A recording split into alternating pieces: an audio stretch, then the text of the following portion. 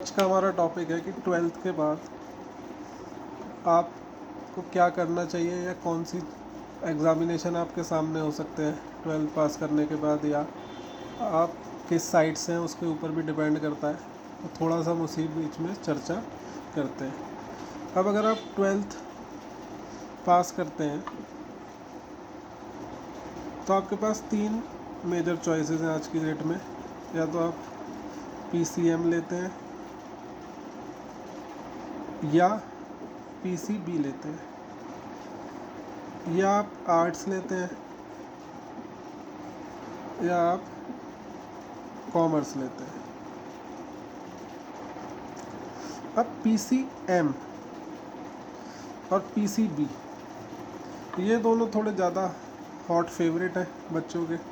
ज़्यादा नंबर भी इन्हीं के लिए लाए जाते हैं ताकि ये अलॉट हो जाए, और फिर हम सब सोचते हैं कि ये अगर अब हमारे हाथ लग गए तो अब हमारी जीवन बिल्कुल सफल हो जाएगा। पर अगर हम बात करें PCB जो बच्चे लेते हैं उनके पास ज़्यादातर तीन ऑप्शन रहते हैं। या तो वो ट्वेल्थ के बाद BSc कर लेते हैं, B फार्मा कर लेते हैं, MBBS के लिए ट्राई करते हैं, और अगर इस तक नहीं पहुंच पाते तो BDS में एडमिशन ले लेते हैं। अब ये चार लाइन हो गई PCB के ऊपर। अब अगर हम आते हैं PCM के ऊपर, PCM का बच्चा भी या तो BSc कर लेता है, BCA भी कर लेता है, BBA भी कर लेता है, या फिर भारत की सबसे फेमस डिग्री है BTech कर लेता है। और जब भी अगर कुछ हाथ नहीं लगता तो उसके बाद वो कॉल सेंटर में जॉब कर लेता है। तो ये सारी चीज़ें उसके लिए होती हैं। अब आते हैं आर्ट्स के बच्चे के ऊपर। आर्ट्स का बच्चा या तो BA प्लस LLB का जो कंबाइंड कोर्स होता है उसको कर लेता है। उसमें भी अगर कुछ बच्चे उसमें नहीं हो पाते तो वो दिल्ली यूनिवर्सिटी या किसी और यूनिवर्सिटी में BA ऑनर्स कर लेते हैं कि जी हिस्ट्री से ऑनर्स हो गई, पॉलिटिकल साइंस से ऑनर्स हो गई, पब्लिक एडमिनिस्ट्रेशन से हो गई, सोशोलॉजी से हो गई, वो ये सब कर लेते हैं। उसके बाद भी कुछ बच्चों का इसमें भी मन नहीं लगता तो वो इसको भी प्राइवेट BA कर देते हैं।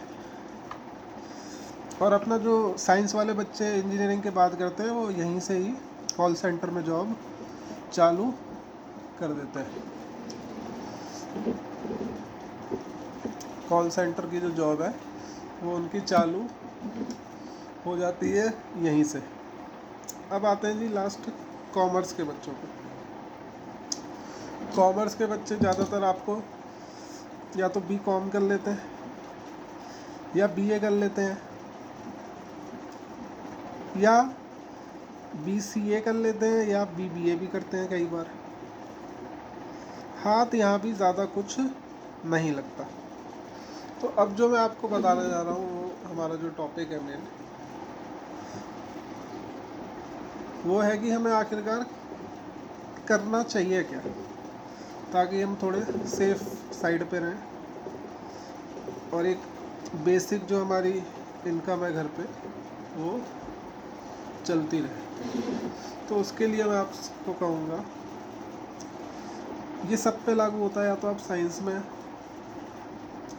या आर्ट्स में या कॉमर्स में।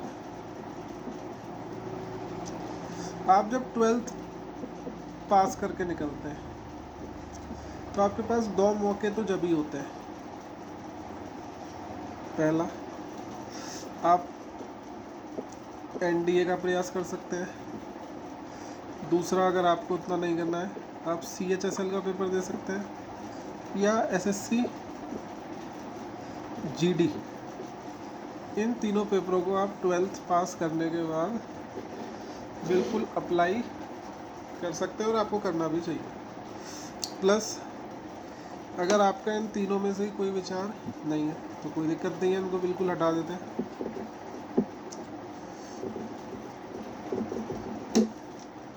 अब आप आ जाते हैं ग्रेजुएशन के बाद।